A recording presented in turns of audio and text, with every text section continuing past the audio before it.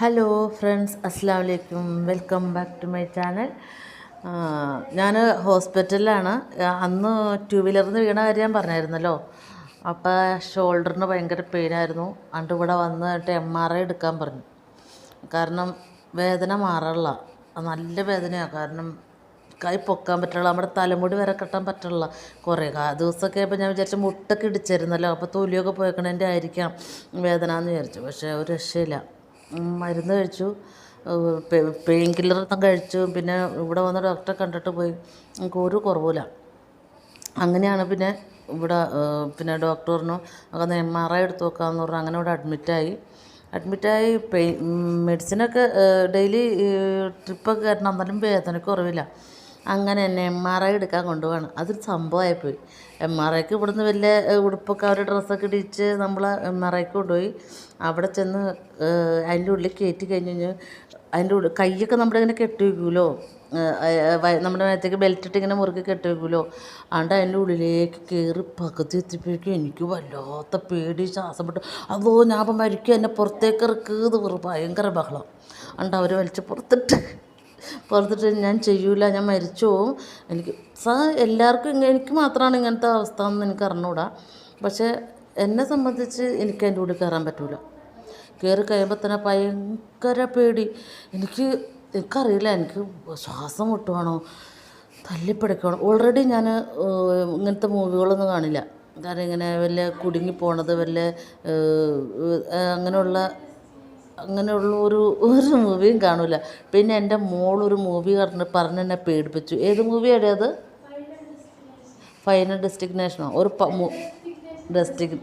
ഏതെങ്കിലും ആവട്ടെ, ഒരു മൂവിയിൽ ഇങ്ങനെ കയറിയപ്പോൾ അങ്ങനെയൊക്കെ പറഞ്ഞ് എന്നെ പേടിപ്പിച്ചിട്ട്, ഏതെങ്കിലും പിള്ളേർ ചെയ്യണ പണിയാണത്. അവൾ അതും പറഞ്ഞു വിട്ട് എല്ലാം കൂടെ കൂട്ടിയിട്ട് എനിക്ക് ആദ്യം കയറിയിട്ട് ഞാൻ അത് ചെയ്യത്തില്ല. ഡോക്ടർ വന്നു കഴിഞ്ഞപ്പം എന്നാ ചെയ്യണമെന്ന് അപ്പോൾ ഡോക്ടർ തല മാത്രം പുറത്തിട്ടിട്ട് ചെയ്യാൻ പറഞ്ഞ വല്ല രക്ഷയോട് വെച്ചപ്പോൾ അതിനുള്ള സംഭവം ഇവിടെ ഇല്ല, തല ഉൾപ്പെടെ ഉള്ളിലേക്ക് വെച്ചിട്ടാണ് ചെയ്യുക. അപ്പോൾ ഞാൻ ഭയങ്കരമായിട്ടും പേടിച്ചു പോയി. എനിക്ക് ചെയ്യാൻ പറ്റത്തില്ല. ഇപ്പോൾ ഞാൻ പറഞ്ഞു എനിക്കിപ്പോൾ എന്തൊക്കെ തരാമെന്ന് പറഞ്ഞാലും ഞാൻ അതിനകത്ത് കയറൂല. നമ്മുടെ കഴുത്തിന് മേപ്പോട്ടൊക്കെ അല്ലെങ്കിൽ കണ്ണിൻ്റെ ഭാഗം മുതൽ നമ്മുടെ മൂക്കിൻ്റെ ഭാഗം മുതൽ ഇങ്ങനെ പുറത്താണെങ്കിൽ നമുക്ക് ചെയ്യാൻ പറ്റും. എനിക്ക് ഒരു രക്ഷയില്ല ചെയ്യാൻ. ഞാൻ ഇനിയിപ്പോൾ എന്നെ അത്ര ആലോചിച്ചൊക്കെ ചെയ്യാൻ പറ്റുമോ നടക്കൂല. അവസാനം ഇപ്പോൾ ഡോക്ടർ വന്നപ്പോൾ പറഞ്ഞു ഇനിയിപ്പോൾ കൈ ഊരിയിട്ട് കൊണ്ടുപോയി ചെയ്യാൻ പറ്റുമല്ലോ, അപ്പം നമുക്ക് ഫിസിയോതെറാപ്പി ചെയ്യാം എന്ന് പറഞ്ഞു. ഞാൻ അപ്പോൾ ഷേണൈസ് കെയറിൽ നെട്ടൂർ ഡോക്ടറും പറഞ്ഞാൽ വിട്ടിരുന്നു, റംസി പെയിൻ കുറഞ്ഞില്ലെങ്കിൽ അടുത്ത പ്രാവശ്യം വരുമ്പോൾ MRI ചെയ്തിട്ട് വരണം എന്ന് പറഞ്ഞിരുന്നു. അപ്പോൾ ഒരു രക്ഷയില്ല. അതെങ്ങനെ എനിക്ക് മാത്രമാണോ അത് മറ്റുള്ളവർക്കുണ്ടോ അങ്ങനെയുള്ള ഫീലിങ്സ്? ഇങ്ങനെ എനിക്ക് മുഖത്തിങ്ങനെ മറിഞ്ഞ് തുണി എടുക്കുക, അല്ലെങ്കിൽ കട്ടലിൻ്റെ അടി കയറി എന്തെങ്കിലും തുടയ്ക്കുക, അതൊക്കെ എനിക്ക് ഭയങ്കര പേടിയാണ്. എനിക്കറിയില്ല അതിൻ്റെ ഫീൽ എന്നാന്ന് പറ്റും പറയാൻ. എനിക്ക് ഭയങ്കര പേടിയാണ്. എനിക്ക് ശ്വാസം മുട്ടണോ വല്ലാത്തൊരവസ്ഥയാണ്, തല്ലിപ്പടിക്കണു. എനിക്ക് അറിഞ്ഞൂടാ അതിപ്പോൾ എങ്ങനെ അത് വിവരിക്കണമെന്നോ അതിൻ്റെ ഫീലിങ്സ് എന്നാണെന്നും എനിക്കറിയില്ല. അങ്ങനെ ആൾക്കുണ്ടെങ്കിൽ പറയണം. അതൊരു സൈക്കാട്രി പ്രോബ്ലം ആയിരിക്കാം എന്നല്ല. അപ്പോൾ എന്നെ സംബന്ധിച്ച് MRI സ്കാൻ നടക്കൂല ലൈഫിൽ. ഇനിയിപ്പോൾ എന്നെ ബോധം കെടുത്തിയിട്ട് അല്ലെങ്കിൽ ഉറക്കിയിട്ടിട്ടൊക്കെ പോയി ചെയ്താൽ ചെയ്യാം.